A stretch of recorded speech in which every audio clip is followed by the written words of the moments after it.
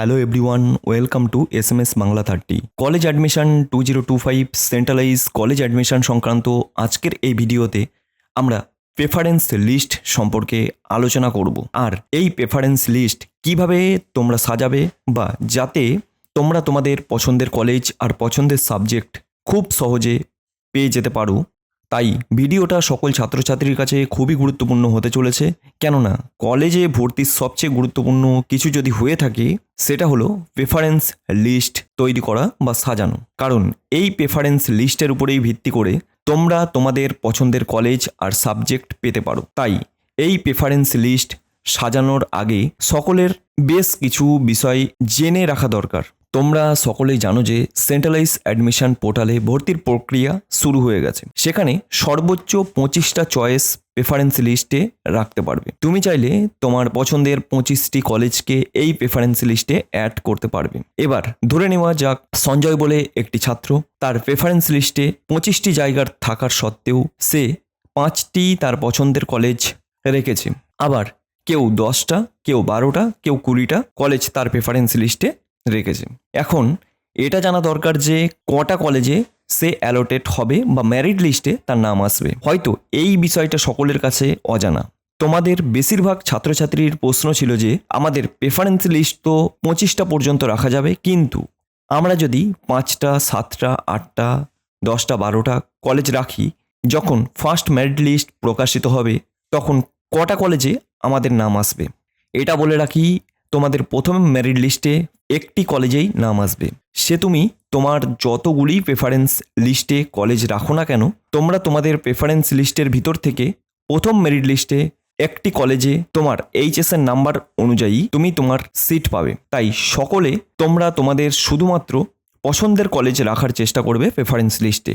কারণ যে কলেজে তোমার নাম আসবে সেই কলেজে তোমাকে ভর্তি হতেই হবে।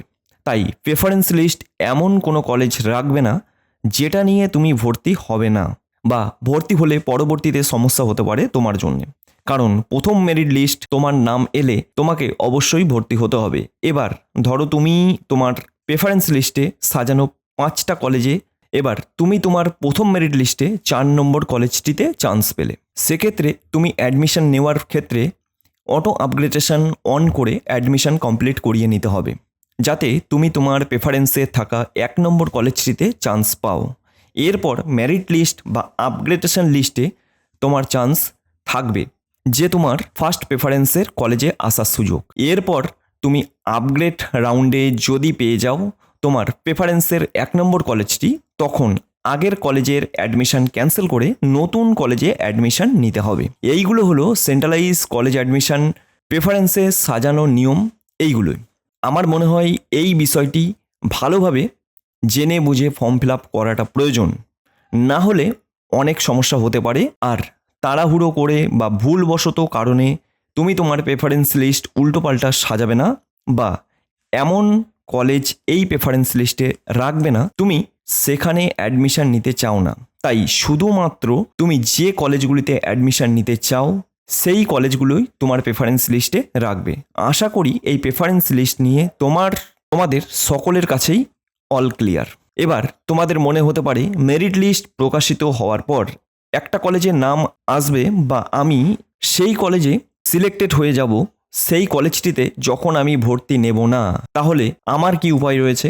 দেখো, ভর্তি যদি তুমি না হও তাহলে এই অ্যাডমিশন ফেজ 1 থেকে তুমি আর অংশগ্রহণ করতে পারবে না। কারণ তুমি অ্যাডমিশন যদি না নেও তাহলে অটো আপগ্রেডেশনে তোমার তো নাম আসবেই না।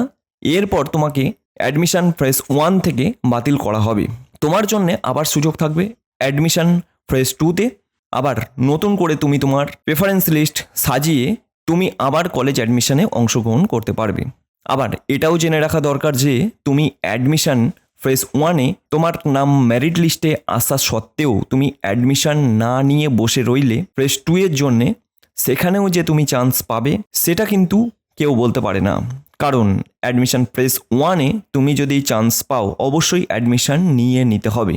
এবার তুমি যদি তোমার প্রেফারেন্সে থাকা নিচের দিকে মানে 3 নম্বর, 4 নম্বর, 5 নম্বরে কি 8 নম্বরে থাকা কলেজটিতে নাম আসে, সেক্ষেত্রে তুমি অ্যাডমিশন নেবে, কিন্তু অটো আপগ্রেডেশনটিকে ইয়েস করে অ্যাডমিশন কমপ্লিট করিয়ে নিতে হবে, যাতে আপগ্রেডেশন লিস্টে তোমার প্রেফারেন্সে থাকা প্রথম কলেজটি পেয়ে যেতে পারো।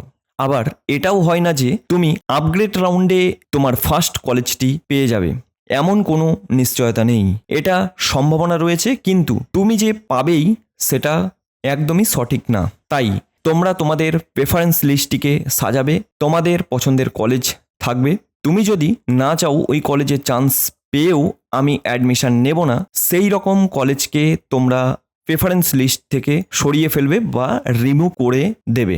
কারণ বিগত বছরে 2024-এর ছাত্রছাত্রীদের এমনও হওয়ার জন্যে প্রচুর ছাত্রছাত্রী তারা তাদের পছন্দের কলেজ তো পায়নি, বরং সাবজেক্ট এটা নিয়েও তাদের অনেক সমস্যার সম্মুখীন হতে হয়েছে। আবার এটা নয় যে অ্যাডমিশন ক্যান্সেল করা যাবে না। অ্যাডমিশন ফ্রেশ 1-এ ক্যান্সেল করলে আবার তুমি ফ্রেশ 2-তে নতুন করে অ্যাপ্লিকেশান করতে পারবে বা নিজের প্রেফারেন্স লিস্ট নিজের মতন সাজাতে পারবে। কিন্তু অ্যাডমিশন ফ্রেশ 2-তে তোমার সিট সংখ্যা অনেক কম থাকবে প্রতিটা কলেজে, যেখানে চান্স পাওয়াটা অনেকটা কঠিন বিষয় হয়ে দাঁড়াবে তোমার জন্যে। তো ভিডিওটা কেমন লাগলো অবশ্যই জানাবে। ভিডিওটা ভালো লাগলে অবশ্যই লাইক করবে, চ্যানেলে নতুন হয়ে থাকলে চ্যানেলটা সাবস্ক্রাইব করবে। আর কলেজ রিলেটেড আরও খবরাখবর কীভাবে তোমরা তোমাদের পছন্দের কলেজ পছন্দের সাবজেক্ট পাবে এ নিয়ে আরও ভিডিও আসবে, তো অবশ্যই আমাদের চ্যানেলের সাথে যুক্ত হয়ে থাকো।